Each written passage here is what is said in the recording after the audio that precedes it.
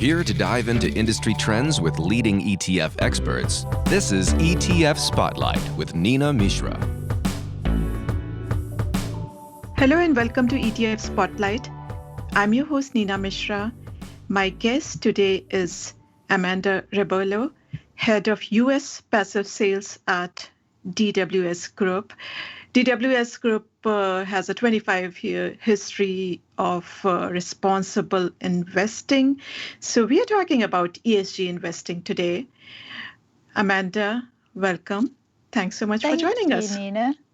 So let's start with your background. Talk a little bit about your background and your involvement with ESG. Yeah, sure. So my name's Amanda Robello. I'm working at DWS. I'm responsible for our US passive sales team. Maybe just to familiarize you with DWS, we are one of the top 20 asset managers globally. We have just shy of $900 billion worth of AUM globally, and we are the number 7 ETF provider globally as well. Some of us may know us from our previous relationship with Deutsche Bank. We used to be a fully owned entity, and we're now a separately listed firm, listed in Frankfurt. And then my background is I've been very heavily involved in indexing for the past 15 years and have been working at DWS for 5 years, where I was previously heading up our UK passive and wholesale sales teams. Prior to that, I have worked in the ETF business at BlackRock and then also in the equity derivatives business at HSBC within their global markets division. And regarding my involvement with ESG, so actually that dates back to my time on sales side. I was building a number of ESG indices and thematic indices there, then writing equity derivatives on them. We've now come to version 2.0, I guess, of ESG. And so have been helping to have some input into the product strategy at DWS regarding our ESG ETFs. Trying to identify which indices to track, which ones are speaking most to the needs of our clients, and also trying to take a more future-proofed approach. Excellent. So ESG is obviously a hot topic now. And in 2020, investors were embracing ESG investments more than ever. In fact, sustainable funds attracted a record $51.1 billion in 2020. That is according to Morningstar data, and that is more than twice the previous record set in 2019. So talk to us a little bit about what is driving this growth in ESG investing, and do you see more interest from institutional investors or individual investors, particularly millennial investors? Yeah, so I am very happy to see this trend, and there's so many great data points there which are really showing that ESG isn't just a fad. Investors, be they large institutions or individuals, are really putting their money behind it. And I think that, when we look at these data points and try to extrapolate some of the meanings really, or, what's inherently behind these flows, what's really interesting is that we have a global picture.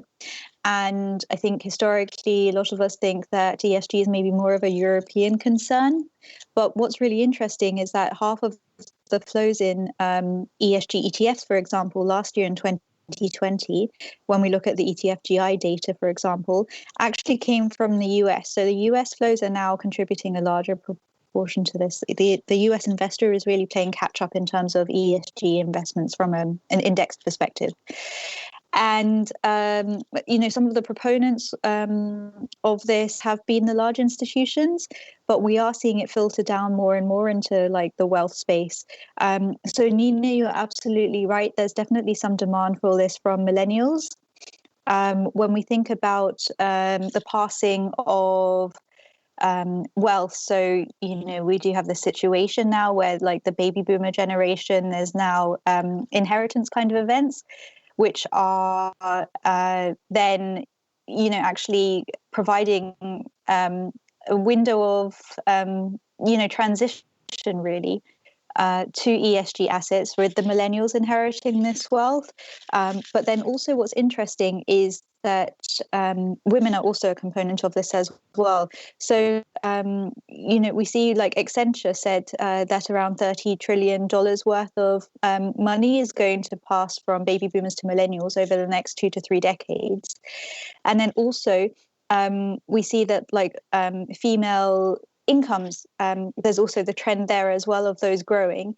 And we find that women are maybe more typically minded towards investing in kind of more socially focused investments, things like, thinking about increasing education, healthcare, these sorts of things as well. And then I think what we've seen in Europe is what we're going to see in the US as well. So ESG isn't just a touchy-feely kind of topic or investment philosophy. It's also being driven by regulation and the requirement to adhere to regulation. So the investor base is then going to have these rules. And we see with the Biden administration that things are potentially going forward this way, that US investors will then need to make more considerations in terms of things like stewardship. I know there are consultations going out at the moment, also carbon emissions, board representation. These are all aspects which will become more and more inherent and even kind of stricter requirements in investment processes for all different chains of the investment community. Very interesting trends for sure. Now, you mentioned version 2.0 earlier. So I was interested in talking a little bit about how ESG investing has evolved over time. Because I think earlier we used to see more exclusionary criteria and screening out of certain investments, but lately, past few years, we are seeing the shift towards more inclusion, positive inclusion of companies that score well on ESG criteria. Talk to us a little bit about this evolution. Yeah, Nina, you're absolutely right. So I would say exactly the ESG version 1.0 was very much this negative filtering, this exclusions. So you would have indices like FTSE for Good, for example, which were at the forefront really. And it was very much based on excluding bad stocks. And, some people might also remember the SIN index, which was basically the complete opposite. And what that style of investing was like literally just excluding stocks which were linked to, gambling, adult entertainment, controversial weapons, tobacco stocks, and so forth. We've now moved to the situation of having ESG 2.0. And what is clear is that actually some of these stocks that we might have been excluding in the past, so maybe like oil companies, energy companies, are also part of the solution as well from an environmental perspective. So you do have some energy companies that are investing more and more and have more capital than maybe smaller companies, for example, to invest in green technologies, in renewables and this sort of thing. So when you think about stock investment, at the end of the day, this is a capital employment, right? So to be including these stocks in these kinds of indices is potentially quite important to have the investment in these kind of projects as well. In the grander scheme of things. So the good thing is as well is that there's like a lot more data points available than there were historically. So there are some companies like Truecost, Sustainalytics, and then you have the likes of, the big houses as well. MSCI is a good example that have so many research analysts and so many data points which are focused just on ESG categories and subcategories that we can now take more of a best-in-class approach. Like you said, more of this positive screening approach. We at DWS, we've got a number of funds which are tracking some indices from the likes of S&P and MSCI, which actually take an approach of best in class. So what they're ultimately trying to do is you actually keep sector neutrality. You still try to have exposure to all of the sectors that you would do in like an S&P index, for example. But what you will do is you will look at all of the stocks And the clever guys at S&P or MSCI, they have calculated these scores for each of the stocks, ESG scores, which are based on how much they emit in terms of carbon emissions, or how fair they are to their employees, for example. They come up with these aggregated scores, and then the index will pick the top half, for example, of the stocks in each sector based on those scores. So targeting like a 50% market cap, for example. Let's just think about it like that way in each sector. And then that's how you end up with these best-in-class approaches. So what's really interesting as well from an investor perspective and from a risk management perspective is that you're not necessarily giving up some beta, which I think had been some of the historical criticisms about the first generation indices, that you were missing out whole sectors like energy, and you were trying to track a market, but actually you weren't really getting a very good representation of it. Oh, very interesting. So I read an excellent quote recently, in fact, that the greatest thing about sustainable investing is it can be whatever you want it to be. So definitions of ESG vary a lot. And you mentioned some energy companies being included in these ESG ETFs. And I do see that Exxon and Chevron are among the top holdings in your S&P 500 ESG ETFs. And that, in fact, surprises some investors because when they think about ESG, they think that those ETFs will exclude fossil fuel companies, and there are some exclusions which surprise them. One is Tesla. So Tesla is one of the top holdings in most of the clean energy ETFs. And in fact, it was responsible for excellent performance by clean energy ETFs last year because Tesla surged 700%. But Tesla is usually not included in ESG ETFs, and that is because of their poor labor relations or not so good societal and governance metrics. And lately they have started investing in Bitcoin, and cryptocurrencies are also not very climate friendly. Another exclusion which surprises investors usually is Berkshire Hathaway. And we all know that Warren Buffett is one of the most admired, one of the most charitable billionaires in the world. But his company does not score very well on S and G metrics. So talk to us a little bit about how DWS defines ESG.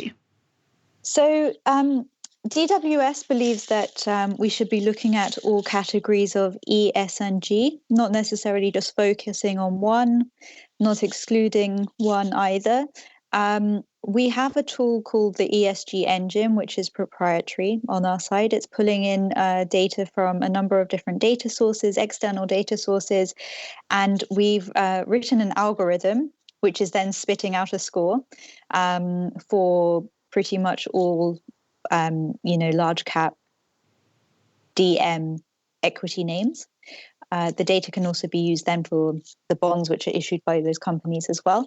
But we do also understand that our definition might not necessarily be the one that's relevant to the client. So we are working sometimes with clients which are charities focused on specific endeavors, religious entities, pension funds which are serving certain demographics. So we're also able to collaborate with clients and help them define ESG and then invest appropriately on their behalf. One aspect, I think, of our ESG approach and our whole investing approach, actually, that I do think is important is proxy voting. So we do vote fairly actively on our equity holdings, be they active or passive. And we do think that this is a very important part of ESG and general investing, be it for active or passive holdings. Let's talk about the performance a little bit. Some investors think that ESG investing may mean sacrificing performance. What would you tell them? I think it always depends on the time frame that you're looking. And then from the performance perspective, I think it's about return and about risk. So the two have to be considered together. And I think there's a lot of arguments that can be made for the ESG investment, for the non-ESG investment.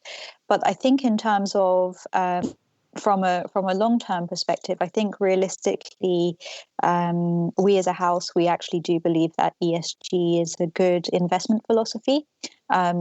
Again, not just from this touchy-feely perspective, but even from risk management perspective. So when we think about governance, for example, this actually taking a consideration of this can potentially remove some rep risk elements in the portfolio. So then you're also trying to risk mitigate for some drawdown events. That's somewhat positive to investments in the long term and the return profile, as well, because if we take a best-in-class approach as well, when we're selecting like the first half of the top half of the sector exposure based on the ESG data, then we feel sometimes some of the data points are also indicating a future-proofing or a sustainability of the business model as well. And one would expect then, in line with finance theory, that this should also be generating a larger return over time as well versus a more traditional approach. So you mentioned it depends on the time frame, and we know that ESG funds in general are underweight energy and they are overweight information technology. If we look at the top holdings, some of the biggest tech companies, Apple, Microsoft, Amazon, Google, and Facebook, they are among the top holdings in almost all ESG funds because they score so well on all three ESG metrics. And we know that technology was the best performing sector last year. It was up 41% last year, whereas energy lost 33%.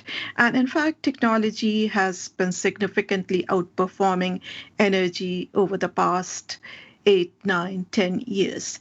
This year, that has changed. It has reversed. Energy is, in fact, the best performing sector this year, and technology is more or less flat. So do you think the underperformance of energy stocks also contributed to ESG popularity? And if yes, is that going to change, say, this year if energy continues to do well? I think that those are all valid points. I think just anecdotally from our conversations with our investors and from our engagement and the feedback that we get as well when we're thinking about launching new products, the interactions and conversations with the index providers, I think this is in certain markets, this is a nice side effect of ESG investing, but I think it's not really guiding the flows. I think the flows are still very much based on, the broad risk return potential advantages, as well as the philosophy duty to beneficiaries or end investors. I think these things are pushing the ESG flow trend more.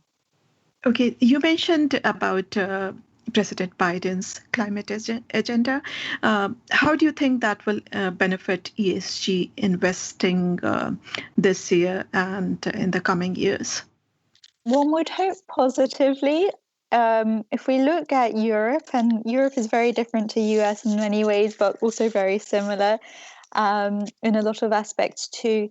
I think that the climate change angle, when we think about it from the UNPRI perspective, for example, was actually a very big factor for some of the migration to ESG investments in Europe, or was even pushing some of the local regulators and entities to be making that more of a requirement.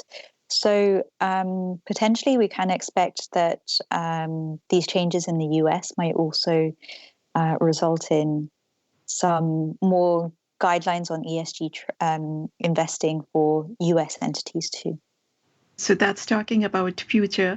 I also I was interested in your thoughts on the pandemic's impact on ESG investing. Did you see any particular change in investors' attitude toward ESG because of the coronavirus crisis? I think maybe we were already on the journey before the pandemic, but I think that, things like resilience of portfolios has definitely become much more of a consideration, or was a consideration, especially in the first half of last year. And I think then some of the kind of risk metrics around ESG investments then resonated a lot more because we did have this shock to markets.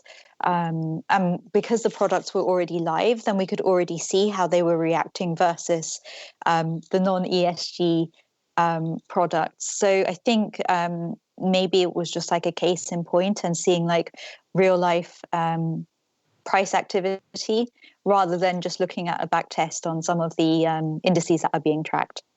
Okay, let's talk about your ESG ETF suite now.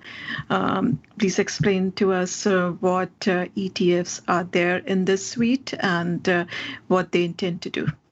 Thanks. Yeah. So at DWS, we have a very rich heritage in ESG, as you said. So on the sustainability and ESG side, we've been involved in that for over 25 years. And I think, in launching the ESG ETFs, we have tried to partner with some really good index providers. And we've been able to make those considerations by using our own intellectual property. So the great thing is that we have now built out an ESG core range. And this is a range of products which are exposures to the mainstream kind of asset classes, really, that a US investor would be looking at, and then all priced quite efficiently, so at 10 to 35 basis points. And the exposures are across equities and fixed income, across US and international exposures. And we've just launched, in fact, the ESG S&P 400 and 600, both products at 15 basis points. We already have some track record in the space. So globally, we're running over $8 billion worth of AUM in ESG ETFs. Quite a significant part of that is in our US platform. So, for example, we have got our MSCI USA ESG Leaders Fund, which is at $3 billion. And then we also have our S&P 500 ESG at 10 basis points, and that's just crossed the $500 million threshold in AUM as well, which is great, and many thanks to our existing investors. Definitely a very interesting suite and some very attractively priced products.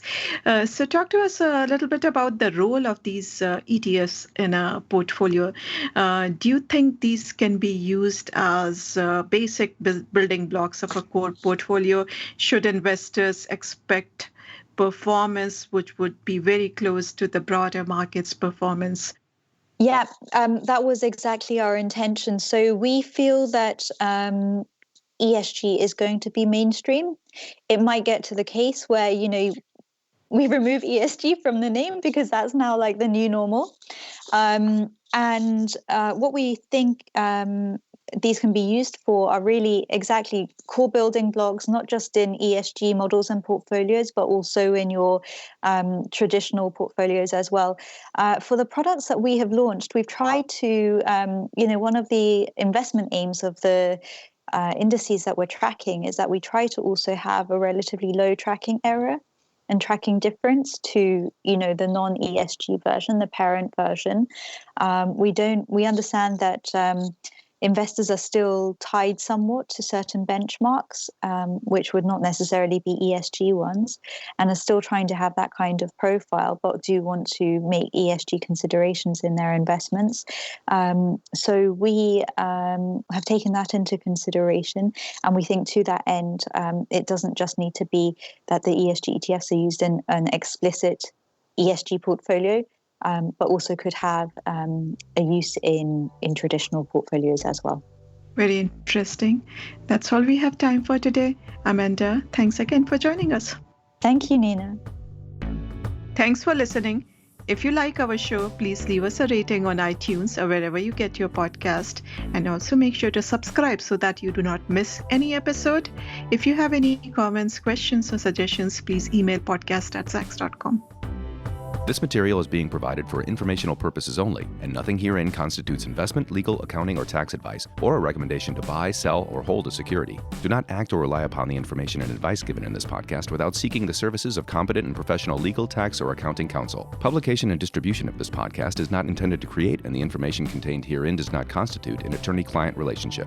No recommendation or advice is being given as to whether any investment or strategy is suitable for a particular investor. It should not be assumed that any investments in securities, companies, sectors, or markets identified and described were or will be profitable. All information is current as of the date herein and is subject to change without notice. Any views or opinions expressed may not reflect those of Zacks Investment Research as a whole.